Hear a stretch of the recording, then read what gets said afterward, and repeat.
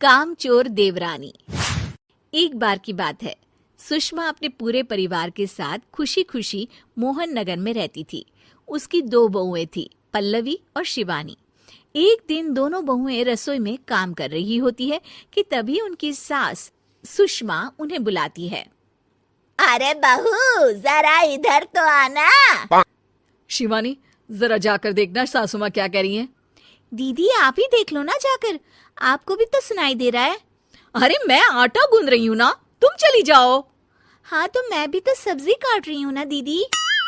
अरे बहू जल्दी आओ। ओफो, ये तो जाएगी नहीं। मैं ही जाकर देखती हूँ कि क्या करना है। पल्लवी सुषमा के कमरे में जाती है। जी मम्मी जी, क्या हुआ? शाम को घर पर कुछ मेहमान आने वाले हैं, तो तुम अच्छा सा खाना बना लेना बहू। ठीक है मम्मी जी, आप बता दीजिए क्या क्या बनाना है और कितने लोग आ रहे हैं। सुनील की मौसी जी और उनका पूरा परिवार आ रहा है। कुल मिलाकर 3 लोग और हमें मिलाकर हुए 9 लोग। तो अभी से ही तैयारी करना शुरू कर दो। और हाँ, घर की सफाई भी कर देना, हाँ, अच्छे से। जी मम्मी जी, सब काम हो जाएगा, आप चिंता मत कीजिए। पल्लवी शिवानी को घर में मेहमान आने वाले हैं इसके बारे में बताती है। क्या 9 लोगों का खाना बनाना होगा, घर की सफाई करनी है? बाप रे, सासू माँ ने तो हमें घर की नौकरानी ही समझ कर रखा है। ऐसा नहीं बोलते शिवानी, हम इस घर की बहू हैं और घर के काम करना हमारा फर्ज है। दीदी तो है ही सासू माँ की चमची, जब देखो सासू माँ सासू माँ। मैं तो इतना सारा काम नहीं करने वाली। शिवानी कपड़े लेकर गमला साफ कर रही होती है और चक्कर आने का नाटक करने लगती है। मेरा सर चकरा रहा है। तभी वहां पल्लवी और सासू माँ जाते हैं। अरे बहू, क्या हो गया तुम्हें? मम्मी जी, बहुत तेज सर में दर्द हो रहा है। तुम एक काम करो शिवानी, आराम कर लो। नहीं नहीं दीदी, घर में मेहमान आने वाले हैं, मुझे आपकी मदद करनी चाहिए। अरे कोई बात नहीं शिवानी, तुम आराम कर लो, मैं सब काम कर लूंगी। ठीक है दीदी, अगर आप इतना कह रही हैं तो आराम कर लेती हूँ। शिवानी आराम से अपने कमरे में मैगजीन पढ़ रही होती है। इसे कहते हैं आराम की जिंदगी। इतना सारा काम। चलो सारा काम खत्म हो गया, शिवानी को देख आती हूँ। शिवानी अपने कमरे में ईयरफोन में गाने सुनते सुनते सो जाती है और उसके साइड में मैगजीन भी रखी होती है। पल्लवी वहां आ जाती है और वो सब देखती है।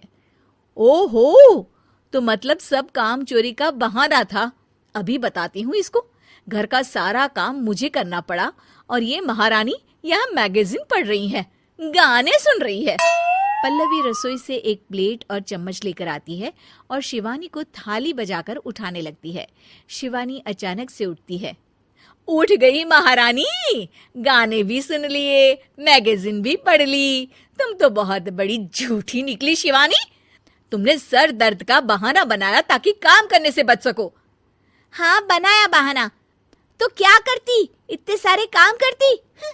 मुझे कोई शौक नहीं है चापलूसी का। क्या चापलूसी?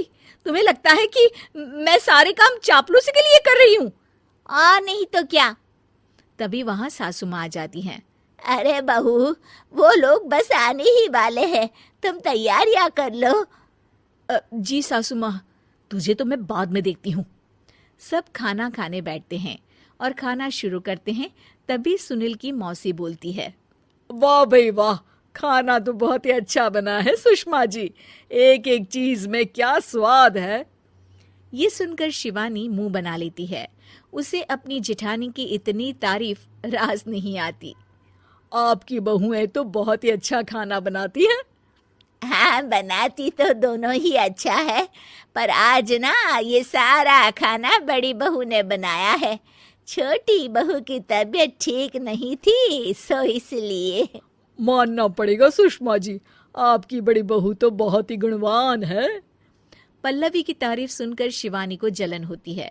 पल्लवी ये सुनकर खुश हो जाती है और शिवानी की तरफ देखकर उसे चिढ़ाती है। कुछ देर बाद मेहमानों के जाने का वक्त हो जाता है। मौसी जी सबके लिए उपहार लाई होती है। वो सबको शगुन के पैसे देती हैं और अंत में पल्लवी के पास आती है। तुम्हारे लिए शगुन का लिफाफा तो है ही, पर बहू तुम्हें एक और उपहार भी मिलेगा इतना अच्छा खाना बनाने के लिए। मौसी अपने सोने के कंगन निकालकर पल्लवी को पहना देती है।